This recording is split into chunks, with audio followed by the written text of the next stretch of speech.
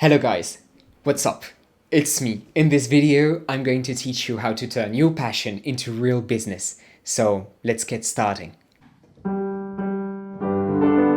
Have you ever wondered how to turn your passion to business? Well, short story time. I did it during the lockdown. I found myself with a lot of time on my hands and I happen to know how to play piano quite well, especially to compose for different people. I'm not a master at this, but I'm quite good enough at least to satisfy a good number of people and turn this passion into profits.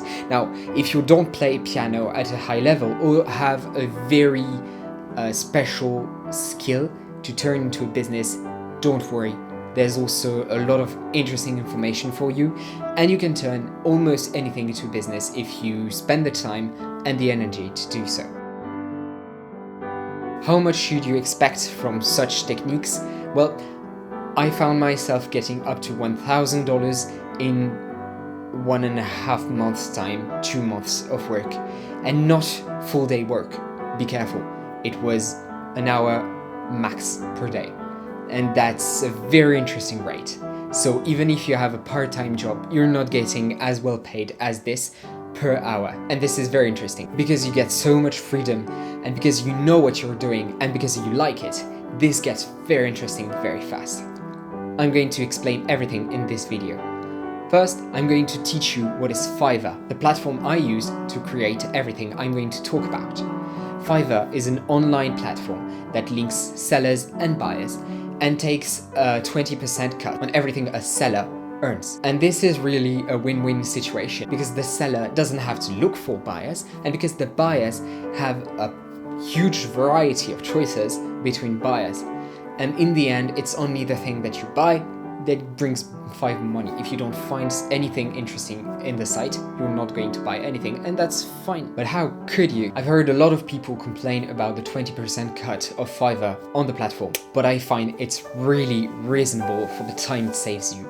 I'd say that 80% of the time I spend working for Fiverr is not looking for clients, but just working on what I like to do most. Most of the time, businesses spend the other way around. 80% of the time looking for clients, 20% of the time serving their needs. And that's not a good thing to do. Most of the time, you want to have a system that automatically finds you clients. And that's the best way to approach a new market. Now, keep in mind, it doesn't cost you anything to try to start a business like this on Fiverr. Not a single penny. And that's a really good thing. So that was the first thing. Second thing, what do you need to start selling on Fiverr? Well, it's pretty simple, not much. First, you need to identify something that you want to do on the platform. It can be a whole lot of things. What you need to keep in mind is that you need something that is fast enough to produce for a number of people, and you also need something that can be sold online. If it's woodworking, it's not going to work on the platform because you can't really sell your woodworks except if you send them online. I don't think it's feasible, but a lot of skills can now be sold online. It can be English classes, it can be music, it can be photographs of artworks. I've already even seen photographers that ask people to send them the products they want to take a photograph of, and then they send photography back. A lot of things are possible on the site. So just keep that in mind and try to identify something you're good at. If you're a student, it's probably what you're studying right now. If you have passion, especially music is a great thing to start selling. It's pretty easy to do. If you are bilingual, which a lot of people in our generation are, it's a great thing. You can utilize a lot of things here. And the second thing you need to start selling on Fiverr is a computer. Yeah, I know, if you only have a phone, that's a bummer because you can't deliver any order through the app. You have to go on the site using a computer. But if you have that lying around, which chances are you already have, well, you're in luck, you have everything to start. Third thing, you might think now, how to get started? It's so difficult because this platform has so many people. Well, take it slowly. First, you need a PayPal account and a Fiverr account. Create both, it's pretty easy. If you don't know how to create a PayPal account, seriously, look on the internet, it's pretty easy to understand. And second thing you need is to start creating your gigs. Now, how to create good gig on Fiverr? Well, first, don't only create one. Create as many as Fiverr lets you do to have as many chances as you can to grab the first customers. It is very important for you to start getting your customers very fast, because Fiverr is going to promote your gig depending on the number of good reviews you have. So you should try to get your first customers and deliver 5 stars worth of work as fast as you can. Few tips on how to create a good gig on Fiverr. First, title. Very short, very efficient. Try to be as precise as you can on what you're going to deliver. Let's take the example of music that I know personally because I've sold exclusively piano work on Fiverr. Well, you should do all the gigs that Fiverr allows you to do regarding different aspects of piano music. For example, you can create a title saying, I will create romantic piano music, and a second title saying, I will create sad piano music, and the third being, I will create happy piano music or motivational piano music, relaxing piano music. You get the idea. It's very important to have a short title that says everything you're going to do, and it always starts by I will. Keep that in mind too. Second thing, the description. Don't pass on that one. It's very important. People that are going to give you money are going to look at this description and try to evaluate if you're worth more than your competitors. So redact something that is catchy, that is very efficient, that says everything you have to say. Read it a few times. Try to understand if every word is well said. Try to see if your pacing is good enough. Try to put yourself into the position of someone that is looking at your gig and try to evaluate if you're good enough for him. And don't forget to include everything you need to deliver. If you create piano music, don't forget to tell them if you agree to play piano tracks from music sheets. Don't forget to ask them if they want a special style of music. Don't forget all these details. It's very important to ask as many as you can, because once you get started working on it, you should have all the information so you can do it in one go and deliver exactly what the client wants. Next, to create a good gig page, you also need a video. My tip on it is to create a video that will work on all your gigs. It's easier, you just make one and you create a good one that can serve for each one of them. So in my case, playing piano, I explain in the video what I like about piano playing and what services I provide. And at the same time, you see my hands playing in the background. If you're creating art, try to make a speed version of yourself painting something, and in the background a voiceover saying that you're going to provide some great art for them. Something of the kind that catches their attention, shows them your face, shows them who you are, or character, or something. You should give them a reason to take you over the competition. And remember, you're going to face some people that have a lot more experience than you and that have a lot more client reviews than you will ever have. So it's important to catch the attention of the client. As the video is allowed to be only 70 seconds long, try to keep it short and very efficient in what you're preparing. Quality is key here. Also, samples are very important if you're creating art, if you're doing services. It's important to give a version of what you already delivered to clients, and if you have never had any clients yet, which you probably haven't because you're watching this video, try to fake some work. Don't lie. Try to show what you would deliver if someone gave you that. In my case, if someone asked me to cover a very well-known piano piece, in my case, I provide samples of different piano styles that I produce, and I do the same for every single gig. Even if I say motivational piano music, I know that some people are going to click on the title but want some tweaking of that. I will produce as many different examples of piano works that I can provide as I can. It's very important for the client to have an idea of what you can deliver. Next, a very important thing to do before putting your gig online for everyone to see, it's the pricing.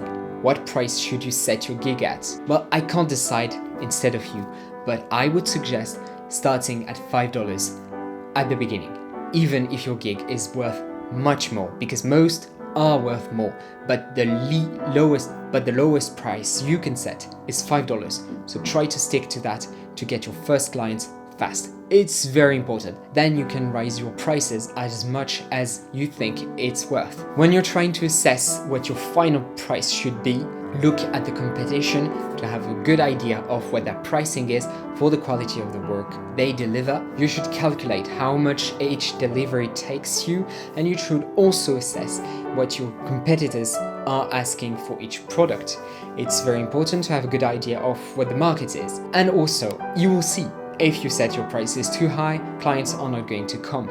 Keep in mind, every time you change your gig, whether it's the video or the description title, or even if it's your prices, the impression of your gig is going to lower a bit for a period of time, because Fiverr is going to try to determine if your gig is worth what it was before, and when it sees that it interests people, then it's going to be much more seen by different clients online. In the end, your objective is to try to reach a pricing that you think that your gig is worth. And it varies immensely depending on the gig. If you're a coder and you're trying to set up a huge website for someone, obviously it will be much more than a small drawing, because it takes you more time, it asks more skills.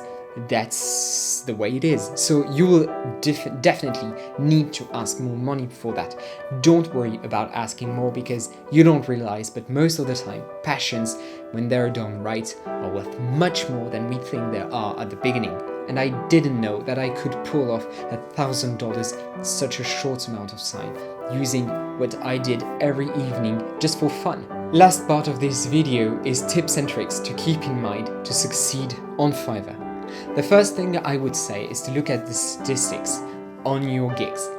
See the impressions and the number of people that like your gig, that are interested in it, the number of orders, the number of people looking at the gig, and the conversion rate, because it's very important. If you have a very catchy title and 90% of people that look at it just don't buy, it's quite a low conversion rate. You need to work on your service later on to attract more people, or you need to work on the description harder to convert these people into buyers. Second thing, try to keep your clients as happy as they can be.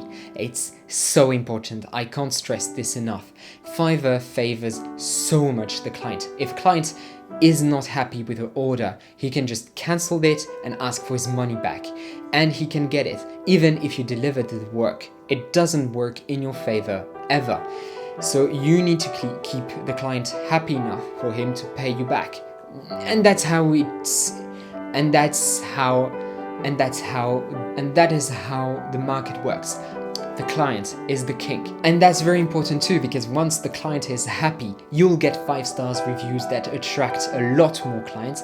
That's very important, especially at the beginning, to reach the 15, 20 good 5-star rating to get more clients. It's crucial. And there's also the huge role that tips play on the platform.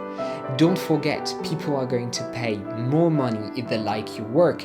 And in my case, 1/5 of everything I get from Fiverr is tips. Yeah, 1/5. That's a lot. So keeping your customers happy brings more customers, but also brings more money. It doesn't matter if you have to serve less people, do it. But you have to keep the people that you serve happy. On Fiverr, you have different options. You can ask Fiverr to stop showing your gig for a period of time while you're working on the orders that have been placed. And you can also go out of office for a short period of time if you're on holidays. Be careful, because this will decrease your statistics for a period of time on Fiverr. I went in holidays during 2 months, and that's a lot, especially on the internet. And I clicked on out of office mode for a period of time, and that decreased my statistics when I came back. I'm trying to get back on track, and I'm getting a number of orders, but not as much as before. I will work on it, I'll be patient, and I know it will come back. That's just the price to pay to have a normal life around that. Another tip is to download the Fiverr app. Why? If you can't deliver the orders through the app? Well, to answer the client's request. Fiverr gives a lot of importance to the response time. It's very important for them to see that you're active on the website. If you have a page on your browser always opened on Fiverr, this will also increase the number of people seeing your gig. Download the app and try to answer in the hour following every message. But if you're sleeping, Fiverr puts you into nighttime mode and doesn't count the time you need to answer a new message. So that's good. A good tip that I learned pretty late on Fiverr, to get more time for yourself or for deliveries is not to spend too much time answering clients.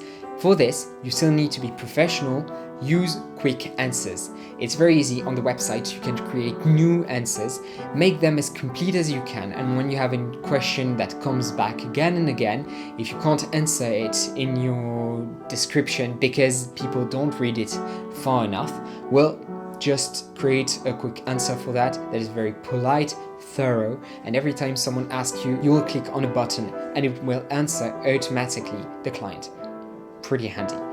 Finally, extras are very important, as much as tips in fact, because you can go from $5 gig to $15, $20 gigs because you're just offering extras. For example, in my case, filming my piano while I'm playing the tracks that they order is an extra $10, and that's getting me quite a lot of money because people are sometimes interested in that when they're trying to create YouTube videos, and that's great.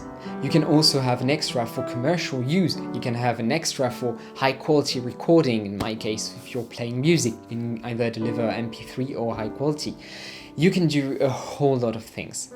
And don't try to charge like a moron, but you have to keep in mind that what you're trying to sell is in competition with others. So if you keep the prices of your gig low, but the prices of your extras quite high, and you're asking for a good amount of money depending on the task they ask you, well, it's going to be more interesting for you. And I know I said finally already, but in the very end, you should keep in mind that if it's something that you like to do, you should keep it fun.